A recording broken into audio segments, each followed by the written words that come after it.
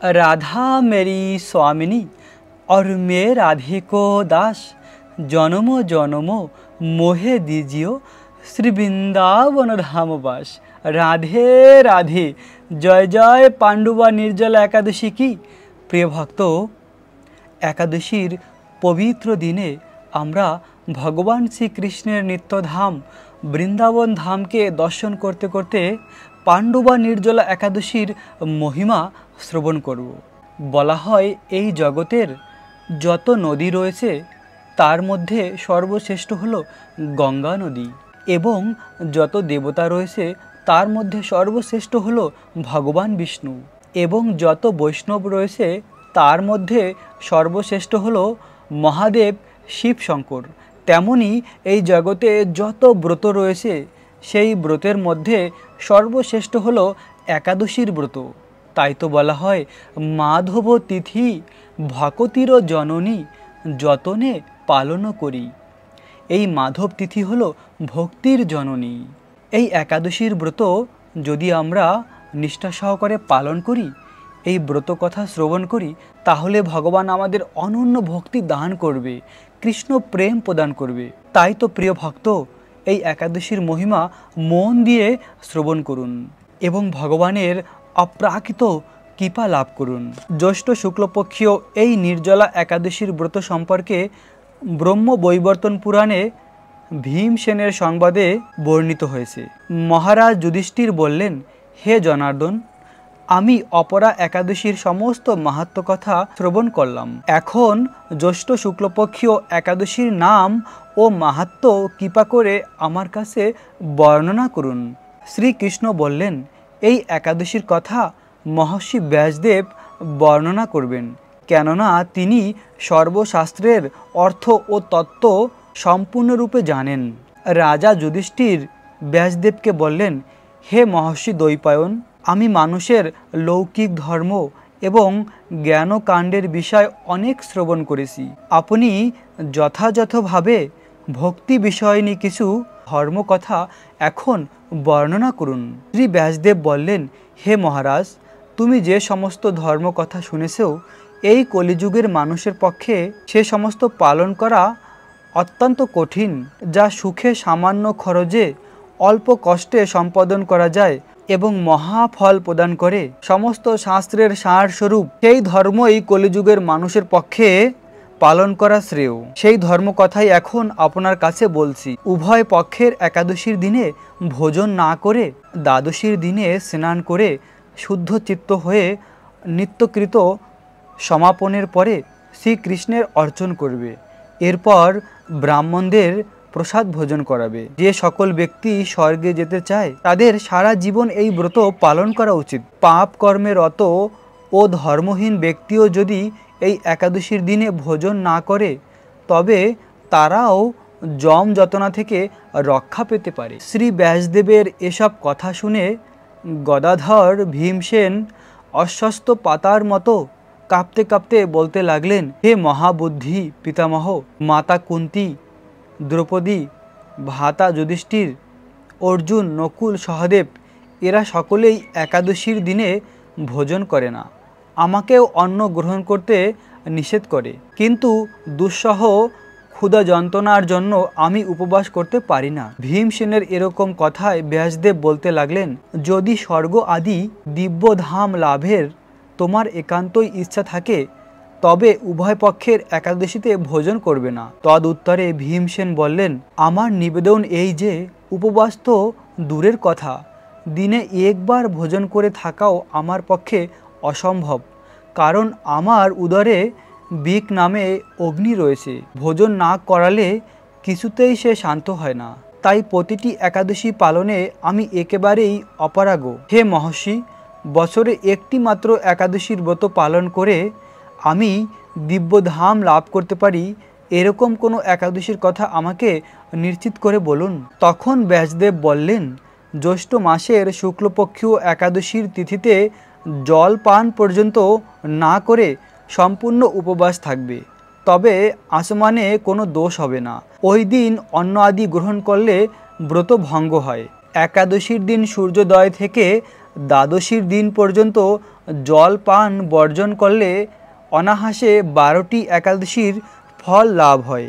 বছরের অন্য অন্য একাদশীর ব্রত পালনে অজান্তে যদি কখনো ব্রত ভঙ্গ হয়ে যায়, তাহলে এই একটি মাত্র একাদশীর ব্রত পালনে সেই সব দোষ দূর হয়ে যায়। দ্বাদশীর দিনে ব্রহ্ম মুহূর্তে স্নান আদি কার্য সমাপ্ত করে শ্রীহরির পূজা করবে। সদাচারী ব্রাহ্মণদের বস্ত্র আদি দান সহ ভোজন করিয়ে আত্মীয় স্বজন সঙ্গে নিয়ে ভোজন করবে। এই রূপ একাদশীর ব্রত পালনে যে প্রকার পুণ্য সঞ্চিত হয়, এখন তা শ্রবণ করো। সারা বছরের সমস্ত একাদশীর ফল এই একটি মাত্র ব্রত উপবাসে লাভ হয়। শঙ্খ চক্র গদা পদ্মধারী ভগবান শ্রীকৃষ্ণ আমাকে বলেছেন, বৈদিক ও লৌকিক সমস্ত ধর্ম পরিত্যাগ করে একমাত্র আমার শরণাপন্ন হও। এই নির্জলা একাদশীর ব্রত যারা পালন করে তারা সর্ব পাপ থেকে মুক্ত হয়। বিশেষত কলিযুগে ধন সম্পদ দানের মাধ্যমে সদ্গতি লাভ হয় না, বা স্মার্ত সংস্কারের মাধ্যমেও যথার্থ কল্যাণ হয় না। কলিযুগে দ্রব্য শুদ্ধি নেই, কলিযুগে শাস্ত্রের সংস্কার বিশুদ্ধ হয় না, তাই বৈদিক ধর্ম কখনো সুসম্পন্ন হতে পারে না। হে ভীমসেন, তোমাকে বহু কথা বলার আর কি প্রয়োজন আছে? তুমি উভয় পক্ষের একাদশীতে ভোজন করবে না। যদি তাতে অসমর্থ হও তবে জ্যৈষ্ঠ মাসের শুক্লপক্ষের এই একাদশীতে অবশ্যই নির্জলা উপবাস করবে। এই একাদশীর ব্রত ধনধান্য ও পুণ্যদায়িনী। এই একাদশীর ব্রত যারা পালন করে, যমদূতগণ এই ব্রত পালনকারীকে মৃত্যুর পর স্পর্শ করতে পারে না। পক্ষান্তরে বিষ্ণুদূতগণ তাকে বিষ্ণুলোকে নিয়ে যায়। শ্রী ভীমসেন ওই দিন থেকে নির্জলা একাদশীর ব্রত পালন করে থাকে। এই একাদশী পাণ্ডুবা নির্জলা বা ভীমসেন একাদশী নামে প্রসিদ্ধ হয়েছে। এই নির্জলা একাদশীতে পবিত্র তীর্থে স্নান, দান, জপ ইত্যাদি যা কিছু মানুষ করে তা অক্ষয় হয়ে যায়। যে ব্যক্তি ভক্তি সহকারে এই একাদশীর মাহাত্ম্য পাঠ বা শ্রবণ করে তিনি বৈকুণ্ঠ ধাম প্রাপ্ত হয়। প্রিয় ভক্ত, অপার মহিমা রয়েছে এই পাণ্ডবা নির্জলা একাদশীর। এই একাদশীর মাহাত্ম্যের মধ্যে অনেকগুলি গুরুত্বপূর্ণ বিষয় রয়েছে। তার মধ্যে একটি হলো, এই একাদশীর দিনে আমরা যা কিছু দান করব এবং পবিত্র তীর্থে স্নান, দান, জপ ইত্যাদি যা কিছু ভক্তিমূলক করব সেটা অক্ষয় হয়ে যাবে। তাই এই একাদশীর দিন বেশি বেশি করে ভগবান কৃষ্ণের নাম জপ করুন। হরে কৃষ্ণ কৃষ্ণ কৃষ্ণ হরে হরে, হরে রাম রাম রাম হরে হরে। ভগবান কৃষ্ণের এই নাম ভগবান কৃষ্ণ থেকে অভিন্ন। এই কলিযুগে ভগবানের এই নাম করার মাধ্যমে ভগবানকে প্রাপ্ত হওয়া যায় এবং এই একাদশীর ব্রত পালন করার মাধ্যমে আমাদের হৃদয় সম্পূর্ণ নির্মল হয়ে যায়। তাই তো একাদশীর এই পবিত্র দিনে বেশি বেশি করে কৃষ্ণের নাম জপ করুন। ভগবান কৃষ্ণের নিত্য ধাম এই বৃন্দাবন ধামকে দর্শন করুন। ভগবান কৃষ্ণের এই ধাম হলো ভগবান কৃষ্ণ থেকে অভিন্ন। তাই যদি আমরা বৃন্দাবন ধামকে ভালোবাসি তাহলে রাধা কৃষ্ণকে প্রাপ্ত হয়ে যাব। এই একাদশীর ব্রত মাহাত্ম্যে বলা হয়েছে, আমরা পুরো বছর যে একাদশীর ব্রত পালন করি সেই একাদশীর ব্রত পালন করতে গিয়ে যদি আমাদের কোনো ভুল বা ত্রুটি হয়ে থাকে তাহলে এই পাণ্ডুবা নির্জলা একাদশীর ব্রত পালন করলে পুরো বছরের একাদশীর ফল প্রাপ্ত হওয়া যায়। তাই তো বলা হয়েছে সারা বছরের সমস্ত একাদশীর ফলেই এই একটি মাত্র একাদশীর ব্রত পালন করলে প্রাপ্ত হওয়া যায়। এবং যারা পাপ কর্মে রত ধর্মহীন ব্যক্তি তারাও যদি এই একাদশীর দিন উপবাস থাকে তাহলে কখনো তাদের যমালয়ে যেতে হয় না, যমদূতগণ তাদের কাছে আসে না। এবং এই একাদশীর ব্রত এতই গুরুত্বপূর্ণ যে ভক্তরা এই একাদশীর ব্রত নিষ্ঠা সহকারে পালন করে মৃত্যুর পরে তাদের কাছে স্বয়ং ভগবান বিষ্ণুর দূতগণ তার কাছে এসে তাকে বৈকুণ্ঠ ধাম ফিরিয়ে নিয়ে যায়। তাই তো প্রিয় ভক্ত, প্রতিটি একাদশীর ব্রত পালন করুন আর ভগবান কৃষ্ণের নাম জপ করুন, ভগবানকে ভোগ নিবেদন করে প্রসাদ গ্রহণ করুন। এভাবে যদি আমরা ভক্তি করি তাহলে আমাদের এই দুর্লভ মনুষ্য জন্ম সার্থক হবে। 84 লাখ যোনি ভ্রমণ করে অবশেষে এই দুর্লভ মনুষ্য জন্ম পেয়েছি। এই দুর্লভ জন্মটি সার্থক হয় ভগবানের ভক্তি করার মাধ্যমে। প্রিয় ভক্ত, এখন আমরা বৃন্দাবন ধামের অপ্রাকৃত লীলা কথা শ্রবণ করব। ভগবানের এক মহান শুদ্ধ ভক্ত ভক্তি বিনোদ ঠাকুর, তিনি গোলক বৃন্দাবনে ভগবানের সখী ছিলেন, কমল মঞ্জুরি। তিনি খুব সুন্দর তার সেই গোপী ভাব প্রকাশ করেছিলেন। আমি যমুনা পুলিনে কদম্ব কাননে কি হেরিনো সখিয়া। ভক্তি বিনোদ ঠাকুর এভাবে বলেছেন, হে সখী জানো, আজ আমি যমুনার তীরে কদম বৃক্ষের অরণ্যে কি দেখেছি। আহাহা শ্যাম বংশীধারী, জানো আজ আমি অপরূপ সুন্দর শ্যাম সুন্দরের মুখমণ্ডলকে দর্শন করেছি। বৃন্দাবনের যমুনার তটে এভাবে শ্যাম সুন্দর কৃষ্ণ তার সখাদের নিয়ে অনেক প্রেমময়ী লীলা করেছে। গাভীদের নিয়ে কৃষ্ণ গোচরণ করত আর সখাদেরকে পরম আনন্দ প্রদান করত। আর বৃন্দাবনে এক ধরনের কদম গাছ রয়েছে যাকে বলা হয় কেলি কদম গাছ, আর সেই কেলি কদম গাছকে বলা হয় রাধারানীর স্বরূপ। আর ভগবান সবসময় এই কেলি কদম গাছের উপরে উঠে বাঁশি বাজাতো। ভগবান কৃষ্ণের অনেক আলাদা আলাদা রকমের বাঁশির সুর রয়েছে। কোনো একটি বাঁশির সুর রয়েছে গাভীদের ডেকে নিয়ে আসার জন্য, কৃষ্ণের কোনো একটি বাঁশির সুর রয়েছে সখাদের ডাকার জন্য, আর ভগবান কৃষ্ণের আরেকটি বাঁশির সুর রয়েছে গোপিকাদের ডেকে নিয়ে আসার জন্য। আর ভগবানের সবথেকে গুরুত্বপূর্ণ একটি বাঁশির সুর রয়েছে শুধুমাত্র শ্রীমতী রাধারানীকে ডেকে নিয়ে আসার জন্য। ওই বাঁশির সুর শুধুমাত্র রাধারানীর জন্য।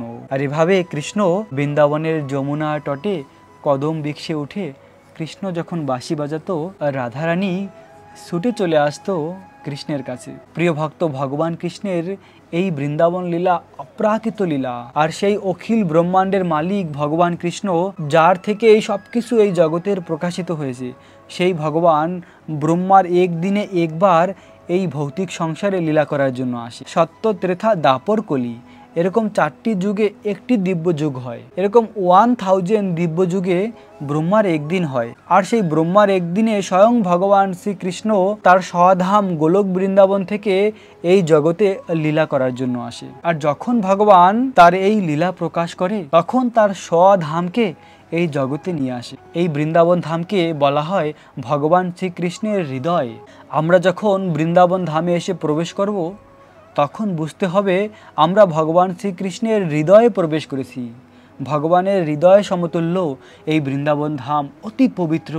বৃন্দাবন ধামে প্রতি 2 মাসে ঋতু পরিবর্তন হয়। আলাদা আলাদা ঋতুতে ভগবানের আলাদা রকমের লীলা রয়েছে। এই বসন্তকালে ভগবান কৃষ্ণের নৌকা বিহার হয়, আর রাধারানীর সখীরা মিলে খুব সুন্দর আর নৌকা সাজায়, আর নৌকা সাজিয়ে রাধা কৃষ্ণকে নিয়ে নৌকা বিহার করে। আর রাধারানীর শতকোটি গোপিকা রয়েছে। ভগবান শ্রীকৃষ্ণের বাম অঙ্গ থেকে প্রকাশিত হয়েছিল রাধারানী গোলক বৃন্দাবনে, আর সেই রাধারানীর থেকে শতকোটি গোপী প্রকাশ হয়েছে। আর এই শতকোটি গোপিকা এবং রাধারানী সবসময় কৃষ্ণের সেবা করে। তারা সবসময় এটি চিন্তা করে কি করে আমাদের শ্যাম সুন্দরকে আরও বেশি আনন্দ প্রদান করব। তাই তো এই আলাদা আলাদা ঋতুতে ভগবানের অনেক রকমের লীলাবিলাস হয়। যেমন এই সময় ভগবানের নৌকা বিহার হয়, এবং এর পরে যখন বর্ষা ঋতু আসবে তখন বৃন্দাবনে ঝুলন যাত্রা হয়। সখীরা মিলে বার্সনা গ্রামের অরণ্যে খুব সুন্দর ঝুলা বানায় আর ফুল দিয়ে সাজায়, আর রাধারানী আর কৃষ্ণকে সেই ঝুলার উপরে বসিয়ে তারা ঝুলন যাত্রা বানায়। এভাবে ঝুলন যাত্রা মহা উৎসব হয়। এবং শরৎকালের পরে কার্তিক মাস আসে, যাকে বলা হয় দামোদর মাস। আর এই দামোদর মাসে ভগবান কৃষ্ণকে মা যশোদা বেঁধে রেখেছিল। ভেবে দেখুন ভগবান কৃষ্ণ কত ভক্তবৎসল। যে কৃষ্ণ অখিল ব্রহ্মাণ্ডের মালিক, ব্রহ্মা শিব যার সবসময় আরাধনা করে, সেই কৃষ্ণকে মা যশোদা তার প্রেমের রজ্জুর দ্বারা বেঁধেছিল। ভগবান কৃষ্ণকে কেউ বাঁধতে পারে না। কৃষ্ণ শুধু প্রেমের দ্বারা আবদ্ধ হয়। কৃষ্ণকে শুধু ভালোবাসার মাধ্যমে জয় করা যায়। তাই তো ব্রজ গোপিকাদের বিশুদ্ধ প্রেমের কাছে কৃষ্ণ পরাজিত হয়েছিল, তাদের প্রেমের কাছে কৃষ্ণ ঋণী হয়ে গিয়েছিল। তেমনি মা যশোদার বাৎসল্য প্রেমের কাছে সমস্ত ঐশ্বর্য ছোট হয়ে যায়। যদিও ভগবান কৃষ্ণ অখিল ব্রহ্মাণ্ডের মালিক, কিন্তু বৃন্দাবনে তিনি এই মাধুর্য লীলাবিলাস করে, তার ঐশ্বর্যকে পরিত্যাগ করে। তাই মা যশোদা, নন্দ মহারাজ তারা কৃষ্ণকে নিজের সন্তান রূপে ভালোবাসে। মা যশোদা কখনোই বুঝতেই পারে না যে কৃষ্ণ হলো ভগবান।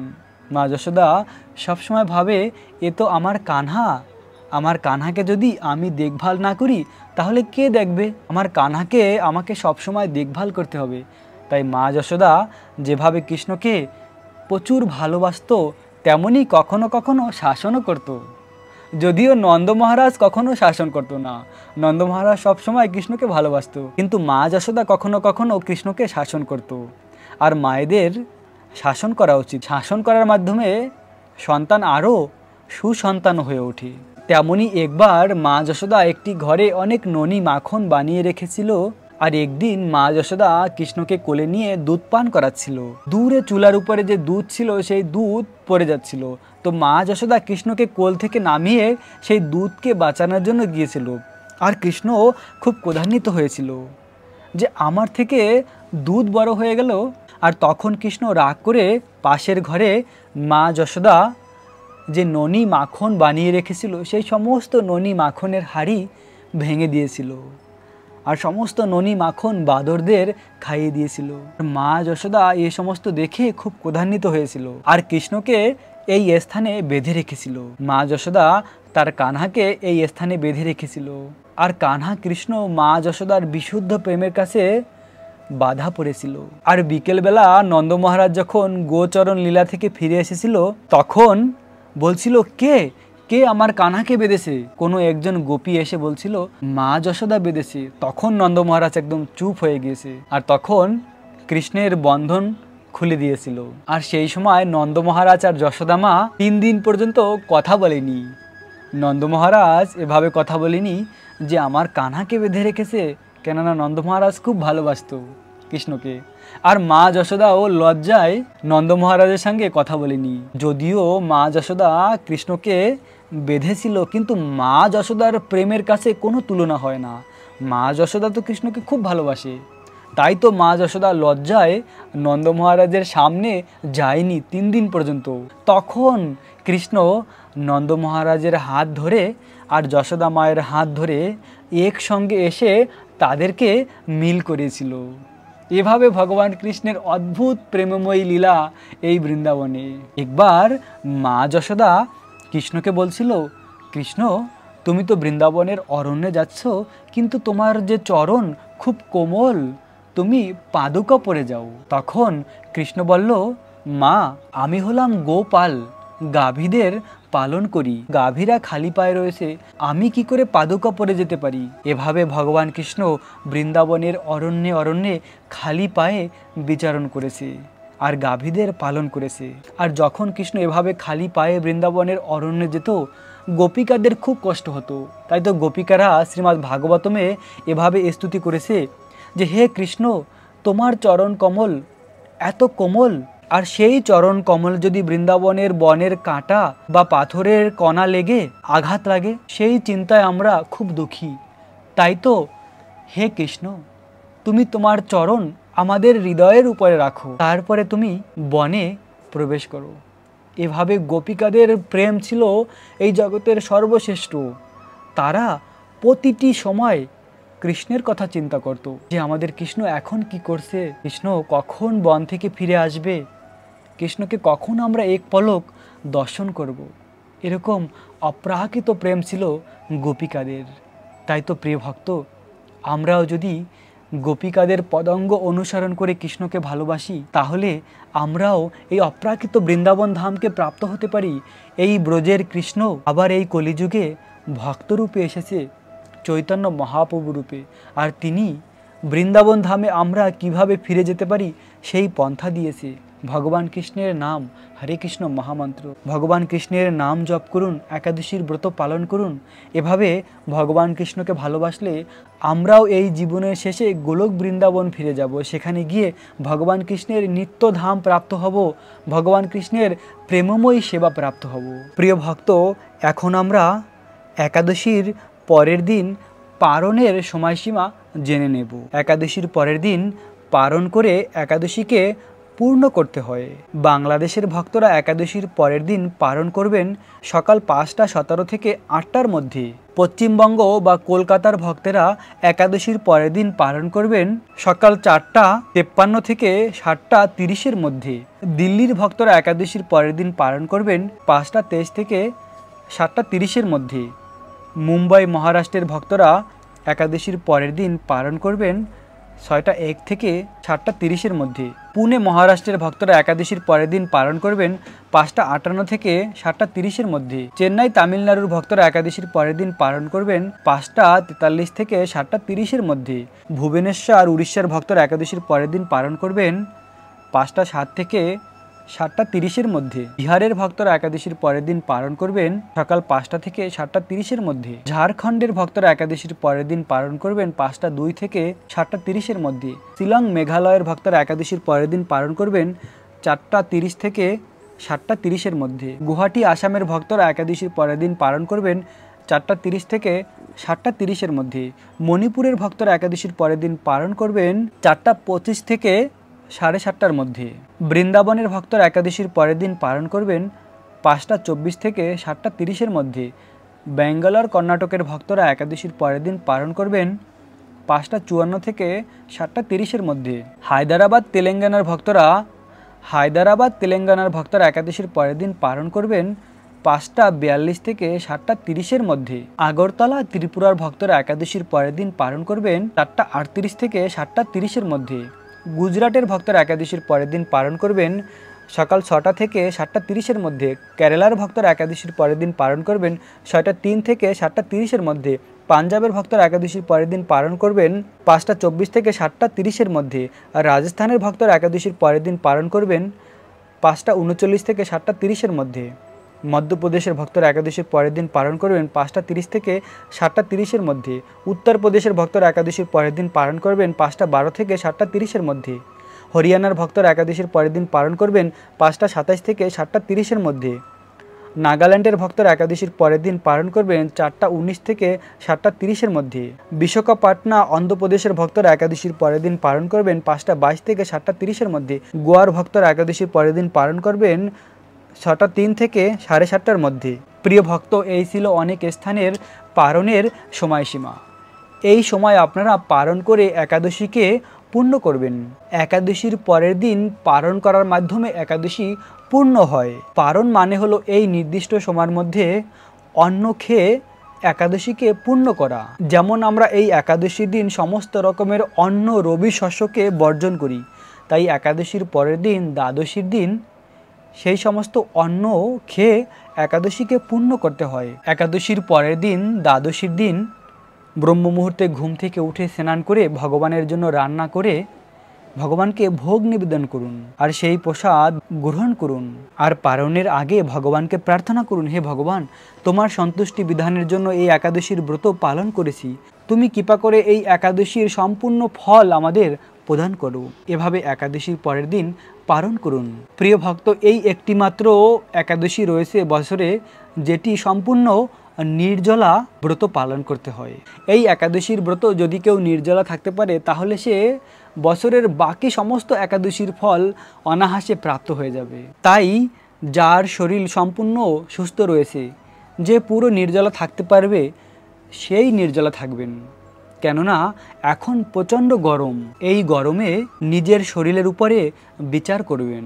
যদি কেউ সমর্থ হয় পুরো নির্জলা থাকার, তাহলে সে অবশ্যই নির্জলা থাকতে পারে। আর যদি কেউ না পারে তাহলে সে ফল আর জল খেয়ে একাদশীর ব্রত পালন করতে পারে। ফল আর জল খেয়ে একাদশীর ব্রত পালন করলেও ভগবান সন্তুষ্ট হবে। একাদশীর ব্রত পালন করার মূল অর্থ হলো ভগবানকে সন্তুষ্ট করা। আর ভগবানকে সন্তুষ্ট করা যায় ভগবানের নাম জপ করার মাধ্যমে। তাই তো প্রিয় ভক্ত, আপনারা যারা পুরো নির্জলা থাকতে পারবেন না, তারা ফল আর জল খেয়ে একাদশীর ব্রত পালন করুন। যদি বেশি বেশি করে কৃষ্ণ নাম জপ করেন তাহলে অবশ্যই ভগবান আপনাদের এই একাদশীর পূর্ণ ফল প্রদান করবে। কেননা কৃষ্ণ হলো খুব দয়ালু, ভক্তের হৃদয়ের প্রেমকে গ্রহণ করে। প্রিয় ভক্ত, আপনাদের সকলের জন্য পাণ্ডবা নির্জলার অনেক অনেক শুভেচ্ছা ও অভিনন্দন। পাণ্ডবা নির্জলা একাদশীর সম্পূর্ণ কৃপা ফল আপনারা লাভ করুন, ভগবানের বিশেষ কৃপা প্রাপ্ত হন, এই প্রার্থনা করি ভগবান শ্রীকৃষ্ণের চরণে। রাখবেন নিজেদের অনেক যত্ন, থাকবেন কৃষ্ণ ভাবনাময়। রাধে রাধে।